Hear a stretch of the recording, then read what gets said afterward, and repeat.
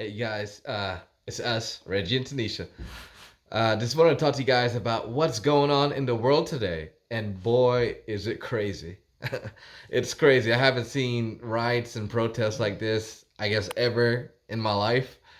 And we think that this whole thing is unwarranted. And, there's no reason why there should be this many protests and riots. Um, I'm not saying that we don't have issues in this country. I'm not. But I feel like there's just been some myths and lies that's been spread that's been used to try to divide us across this country, and it's very frustrating to us. I'm not talking about just me, but me and Tanisha. Yeah. We're seeing these lies being spread, and it's causing so much division and so much disunity in this country. And I don't know how much more we could take as a country. And so we just wanted to be a voice of truth in this season of darkness and confusion. And we want to talk about the truth and what we feel like is really going on. Yeah, and it's hard, it's just hard to really watch what's happening Hmm. in amongst people and to our country. But I want to start with the George Floyd thing. And Hmm. yes, George Floyd deserves justice. Yes, we believe 100% what happened with him was horrible and it should never happen like that. But we don't believe that it was a race issue. Nope. We believe that that was a police brutality issue. Hmm. There were multiple races. The police officers were multiple races, Yep. and we just believe that it wasn't because he was black, even though Yeah. that's what the world and the media want us to believe. It wasn't because he was black, and so we'll just leave that there. Uh-huh.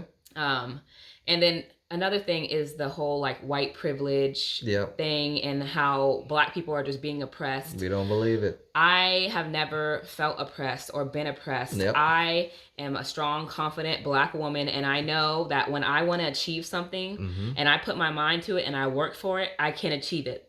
I have done it. I am doing it right now. The same thing, if even not even further than my white counterparts of where I live right now, I'm able to do exactly what I want to do. There's nothing that I'm not able to do. I'm free. We're free Yep. here in America. I'm free to make my choices every single day Yep. and start businesses and own houses, which we do, Hmm.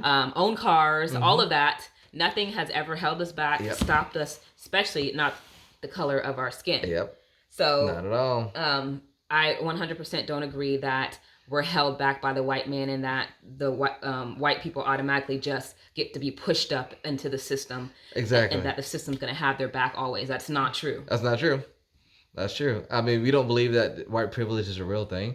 We believe that there's such thing as class issues, Yeah, definitely. but definitely not white privilege. Because we keep hearing stories of like lower income black communities that they struggle, and how come the lower income black communities have it so good, and these white communities have it.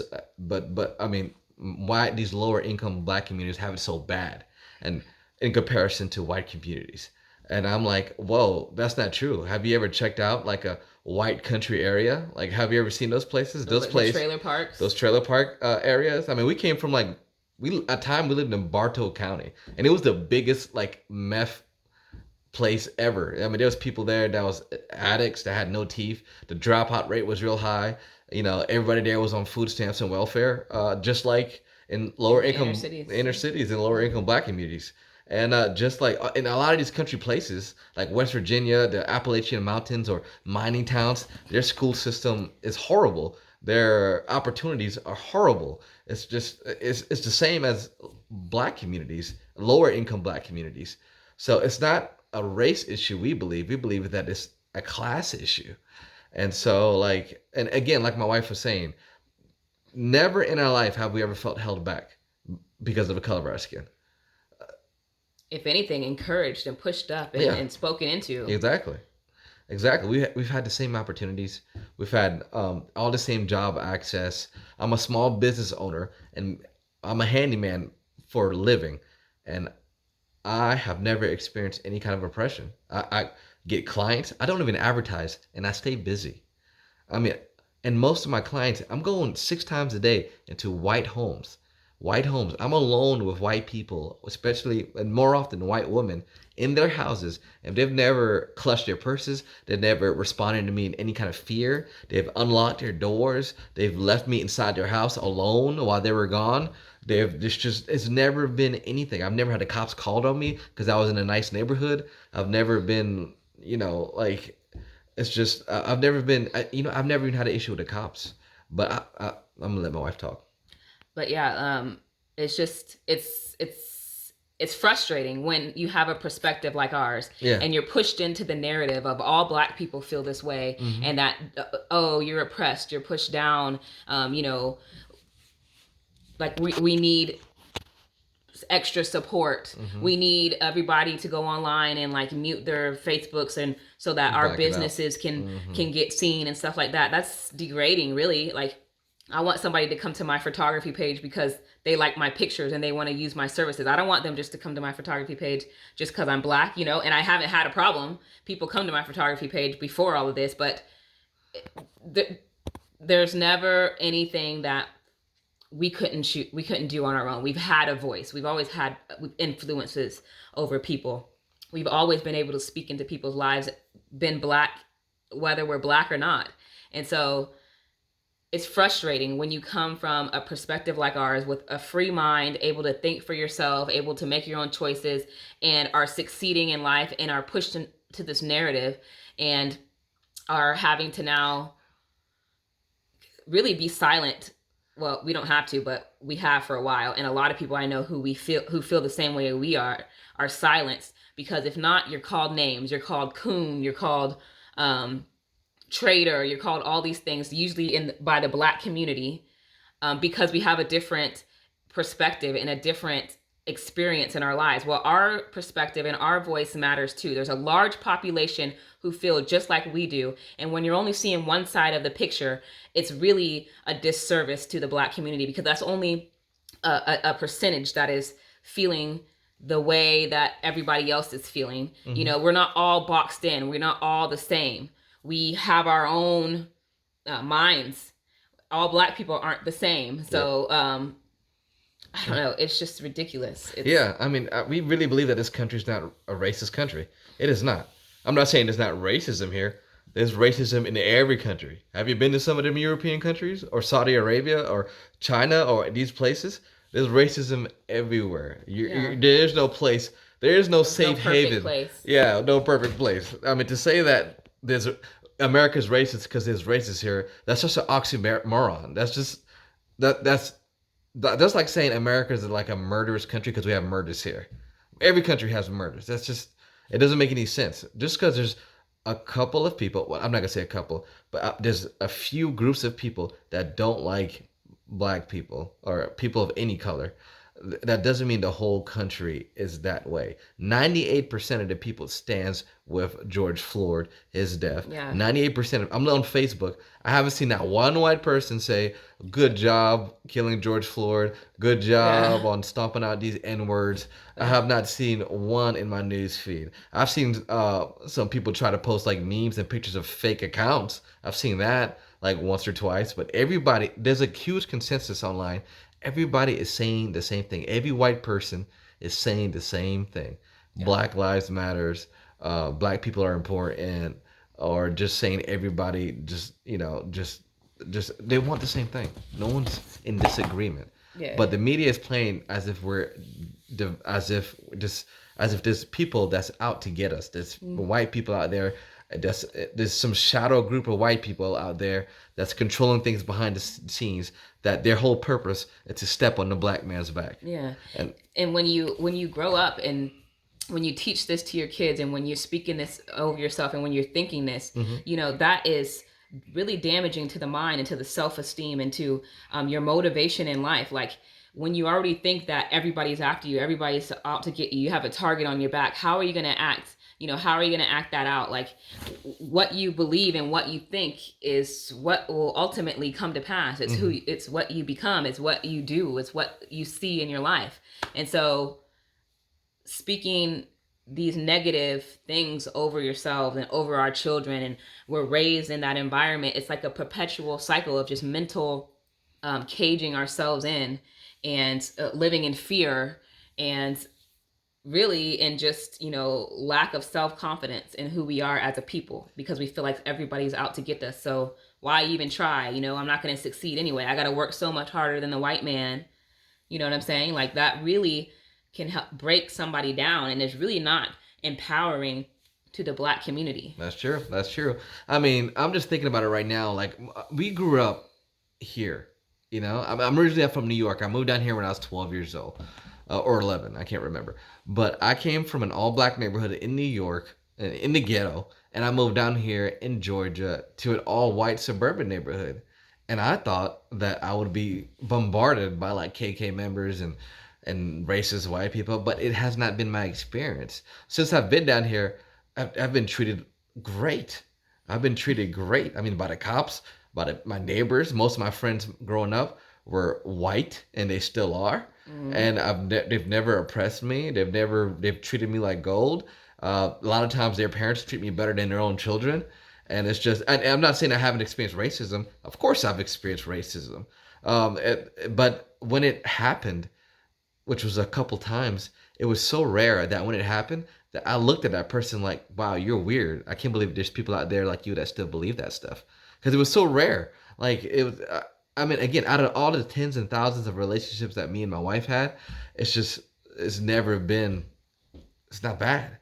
And so, yeah, this myth that racism is such a huge issue in this country, we just, we don't believe in it. Yeah, it's just, I feel like it's just trapping the African American community to a cycle, in a cycle of just, always harping on victim. that and being in a victim mentality. Yeah, it just, it really holds us back, and so we don't buy into it. And yeah, our experiences show. Exactly. I mean, we're happily married. We have 4 kids. My wife's a stay-at-home mom. I have my own business. I have my own business too. Yeah, and she has her own business too. And I'm living the American dream. I'm living the American dream that people said Black people can't have. Yeah, we own a house. We own multiple. We own vehicles. a house. I own multiple vehicles. Yeah. I'm doing better than even a lot of my white counterparts. We're doing better financially, spiritually. Yeah, we feel privileged. I feel privileged. Oh my gosh, privileged to speak. When white people are shut up. Yeah. Privileged to do whatever we want. We feel privileged that we could go to the grocery store and they got all kind of food there. You know what I mean? In other countries, what? It's you got to kill your chickens. And it's so crazy because I'm just like, wait a minute, we had a Black president for 8 years. 8 years. And he's the most popular president to this day. And if that's not power, then what is? That is like the ultimate power. And if a Black man can get there. Yeah, we were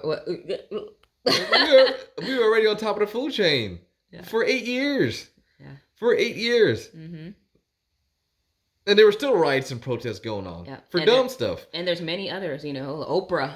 Like, come on, let's name them. There's all so the biggest many. entertainers. How come that's not being seen? All the biggest influencers in this country. That's the biggest influencers, the people that people look up to the most. Half of them are Black, and we only make up like 6% of the population. We're dominating in so many fields. We have amazing surgeons, famous surgeons. We have people, we had presidents. We had attorney generals. We have secretary of states, a Black secretary of states. We have all these great... So many voices. Why did they say that we can't be in power because of the white man? We've already been in power. We've been on top. We've been on top over and over again. It doesn't make any sense. And that's the lie we're trying to fight. This lie that America is a racist country, that racism is a scary boogeyman around every corner of the streets of this country, putting his boot on the Black man and minorities' backs. Yeah, I'm not scared of the cops. Like if I get pulled over, I don't have any fear. No fear. Because I'm not doing anything wrong. There's no fear. Yep. And let me tell you guys a little something. I've had plenty of run-ins with the cops. I've been arrested and I've been in jail twice. I've been arrested. And when the cops cuffed me up, they never disrespected me, never raised their voice at me. They just told me, I gotta take you in. And I said, okay. And put my handcuffs in there, got in the back of the car, got bailed out the same day. Life is good. And I got pulled over many times by cops, pretty much all the time. Most of the time was my fault, yes, of course. They've never disrespected me. I just answered their questions. Complied. Yeah, he knew he was doing something wrong, and he didn't fight back. Most of the time, it just ends up us having a good conversation, just talking about life. That's just. So I'm like, where is this racism? Matter of fact, the only time I've seen a cop ever talk bad to somebody was to my white boss. Like, That's the Yeah. only time I've ever seen a cop like disrespect. Yeah, I'm not You saying know what there's I no mean? bad cops, like I'm we not said, saying there's no bad, but then again, there's bad doctors, there's bad lawyers, there's evil there's bad politicians, teachers. there's teachers that are abusing kids. There's in every profession, organization, there's always gonna be bad apples and bad people. Why? Because we're dealing with humans, and humans are fallen and we're imperfect, and some of us are just broken and evil. Yeah. Okay, and that's just so. And everything's not about race. If you're like, we go to the grocery store and people are staring, some white person staring, they usually come up and tell us, "Oh my gosh, you have such a beautiful family," and they were staring the whole time. It's not because we're black. It's not because we're, like so many people would say, "Why is that white lady staring at me? She must be racist," and jump straight to that it's a race thing. There's so many reasons why people are looking. It could be because I have my hair out in my fro, Yeah. and they're intrigued by that or whatever. Like, there's so many reasons, and And let me tell you, I've been in so many situations. When I hang out with black people, where like there would be a situation where like white people would be looking at us, or the police would come up and talk to us or question us or whatever, and automatically their mind would be like, oh, it's because they're racist. That's why they're doing that. And I'm like, I'm in the same place as you. I'm like, why you say why that? is that the first thing that comes to your mind? Like, why is racism, him being a possible racist, why is that the first thing that comes to your mind? I'm right there with you. He was just asking questions. Oh, she was just looking at your hair or looking at your like. It's not racist. It's just what. So I think this is just. I think it's a lie from the devil, and I think it's just there to divide us. And the reason why we feel like we got to talk about this because the most powerful agent of chaos, the thing that causes the most destruction out of anything in the whole world, is not racism. It's a lie. It's a lie. What caused Adam and Eve to fall in the garden? A lie. All these wars, most of them that we've had in times of human history, all of it usually started with some lie. It was just some lie. And so we have to fight this lie because lies are the biggest and most destructive power of evil there is. It all starts with one lie, and that takes down whole countries. So we want to break that lie. America's not a racist country. It's great. I love it here. My kids don't know anything about racism. We love America. And I'm not going to tell my kids to be afraid of cops. Free. Or nothing like that. Because I've never had issues with the cops. And again, I'm not saying that to invalidate your anybody else's experience. Everybody has different experiences. Yeah. This is just our experience, our perspective, our opinion, our voice. Mm-hmm. And we just wanted to make sure our voice gets heard. Yes. And that's it. So.